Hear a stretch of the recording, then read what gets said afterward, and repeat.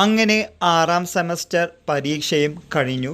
Degree എന്ന പ്രോഗ്രാമും ഇവിടെ അവസാനിച്ചു. പലർക്കും ഇതൊരു വിഷമകരമായ ചില കാര്യങ്ങളാവാം. ചിലർക്ക് ഫർദർ സ്റ്റഡീസ് ആവാം, ചിലർക്ക് ജോലിയാവാം. അങ്ങനെ പലതരത്തിലുള്ള ആവശ്യങ്ങളും ആഗ്രഹങ്ങളുമായി നിങ്ങൾ മുന്നോട്ട് പോവുകയാണ്. ഇനി ഒരു ഡിഗ്രി കോഴ്സ് ചേരുന്നതിനോട് എന്നോട് പലരും ചോദിക്കാറുണ്ട്, എങ്ങനെയുണ്ട്, നല്ലതാണോ ചീത്തതാണോ എന്നൊക്കെ. പേഴ്സണലി ഞാൻ പറയുകയാണെങ്കിൽ ഇപ്പോൾ നമ്മുടെ സ്റ്റഡീസിൻ്റെ ഭാഗമായി ഡിഗ്രി എടുക്കുന്നത് നല്ലത് തന്നെയാണ്.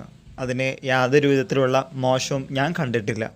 പ്രൊഫഷണൽ കോഴ്സ് അല്ലല്ലോ, ജോലി കിട്ടാൻ സാധ്യതയില്ലല്ലോ, 3 വർഷം വെറുതെ കളയണോ, സപ്ലിമെൻ്ററി കിട്ടിക്കഴിഞ്ഞാൽ വീണ്ടും കൊല്ലം കഴിയില്ലേ, അങ്ങനെ പല കാര്യങ്ങളും പലരും എന്നോട് ചോദിക്കാറുണ്ട്. പേഴ്സണലി പറയുകയാണെങ്കിൽ ഡിഗ്രി ഒരു നല്ലൊരു കോഴ്സ് തന്നെയാണ്. നമ്മൾ O എന്ന ഔട്ട്സ്റ്റാൻഡിങ് ഗ്രേഡ് കിട്ടിയില്ലെങ്കിലും ജയിച്ചു പോകാനുള്ള മാർക്ക് അറ്റ്ലീസ്റ്റ് 55 to 60% മാർക്ക് ഉണ്ടാവണമെന്ന് മാത്രമാണ് ആസ് എ ടീച്ചർ ഞാൻ കുട്ടികളോട് പറയാറുള്ളൂ. കാരണം നമുക്ക് ആ മാർക്കുണ്ടെങ്കിൽ മാത്രമാണ് കുറച്ചും കൂടി ഒരു പ്ലേസ്മെൻറ്റോ അല്ലെങ്കിൽ വേറെ എന്തെങ്കിലും ജോലിക്കോ അല്ലെങ്കിൽ PSCക്കോ UPSCക്കോ എന്തെങ്കിലുമൊക്കെ ചെയ്യണമെങ്കിൽ അത് ഉപകാരപ്രദമാകും എന്നുള്ളത് കൊണ്ട് മാത്രമാണ് അങ്ങനെ പറയാറുള്ളത്. അതുകൊണ്ട് മാത്രം ഒരു നല്ല നെടുവീർപ്പിടാനുള്ള സമയമായിട്ടുണ്ട്. ഫീലിംഗ് റിലാക്സ്ഡ് ഇത് നിങ്ങൾ സ്റ്റാറ്റസ് കുറിക്കാനും സമയമായിട്ടുണ്ട്.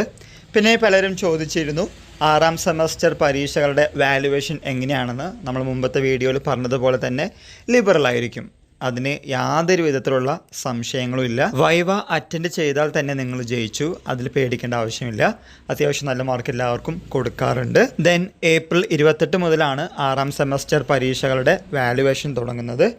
അത് നിങ്ങൾക്ക് നല്ല രീതിയിൽ മാർക്ക് സ്കോറിങ്ങിന് ഉപകാരപ്രദമായിരിക്കും. പരമാവധി നല്ല മാർക്ക് തന്നെയാണ് കിട്ടാറുള്ളത്. മുൻ ട്രാക്ക് റെക്കോർഡ് നോക്കുകയാണെങ്കിൽ അത്യാവശ്യം നല്ല ഗ്രേഡ് അതുപോലെ തന്നെ പെർസെൻറ്റേജും വരാറുണ്ട്. പല വിദ്യാർത്ഥികളും പ്രത്യേകിച്ച് BCom BBA ഒക്കെ പഠിക്കുന്ന വിദ്യാർത്ഥികൾ ചോദിച്ചിരുന്നു ഏത് കോഴ്സിനാണ് ചേരേണ്ടത്, ACC ചേരണോ, CMA ചേരണോ, CA ചേരണോ. എന്ത് തന്നെയാണെങ്കിലും നിങ്ങൾക്ക് 100% കൊടുക്കാൻ സാധിക്കുന്നുണ്ടെങ്കിൽ നിങ്ങൾക്ക് ഇഷ്ടമുള്ള കോഴ്സ് ജോയിൻ ചെയ്യാം. ചിലപ്പോൾ നിങ്ങൾക്ക് 50-55% ഉണ്ടാവുള്ളൂ. അപ്പോൾ ഞാൻ ACCA ചേർന്ന് കഴിഞ്ഞാൽ വിജയിക്കുക ചോദിക്കുകയാണെങ്കിൽ അങ്ങനെയൊന്നുമില്ല. ഇനിയുള്ള നിമിഷങ്ങൾ 10 മടങ്ങ് പഠിക്കാനുള്ള താല്പര്യമുണ്ടെങ്കിൽ, ആഗ്രഹമുണ്ടെങ്കിൽ തീർച്ചയായിട്ടും നിങ്ങൾക്ക് വലിയ വലിയ കാര്യങ്ങൾ ചെയ്ത് മുന്നോട്ട് പോകാൻ സാധിക്കും. പക്ഷേ കുറച്ചും കൂടി ഒരു കോമ്പറ്റേറ്റീവ് സ്പിരിറ്റ് ഉണ്ടാകണമെന്ന് മാത്രം. പിന്നെ പലരും ചോദിച്ചൊരു ചോദ്യമായിരുന്നു, എങ്ങനെയാണ് ഡിഗ്രിയുടെ പെർസെൻറ്റേജ് കണക്കാക്കുക, ടോട്ടൽ CGPAയുടെ പെർസെൻറ്റേജും ഗ്രേഡും എങ്ങനെ കണക്കാക്കാമെന്നൊക്കെ. അതിൻ്റെയൊക്കെ നമ്മൾ വീഡിയോസ് ചെയ്തിട്ടുണ്ട്. പ്ലേലിസ്റ്റ് നോക്കിക്കഴിഞ്ഞാൽ നിങ്ങൾക്ക് അറിയാൻ സാധിക്കും. പരീക്ഷ കഴിഞ്ഞതല്ലേ, 1-2 ആഴ്ച ബ്രേക്കൊക്കെ എടുത്ത് സന്തോഷത്തോടെ മുന്നോട്ട് പോവുക. അതിനുശേഷം നിങ്ങൾ എന്തെങ്കിലും ഒരു ആഡ് ഓൺ കോഴ്സിനെങ്കിലും നിങ്ങൾ ജോയിൻ ചെയ്യണം. ഏപ്രിൽ മാസം നിങ്ങൾ അടിച്ചു പൊളിച്ചോളൂ.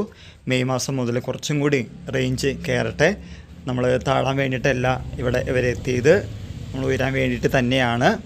മറ്റുള്ളവരെ കൊണ്ട് കൈയടിപ്പിക്കണമെങ്കിൽ നമ്മൾ കുറച്ചധികം കാര്യങ്ങൾ ചെയ്തേ മതിയാകൂ. ആ കാര്യങ്ങൾ മനസ്സിലാക്കി മുന്നോട്ട് പോവുക. എല്ലാവർക്കും എക്സ്ക്ലൂസീവ് ഫോർ എക്സാംസിൻ്റെ നന്ദി, നമസ്കാരം.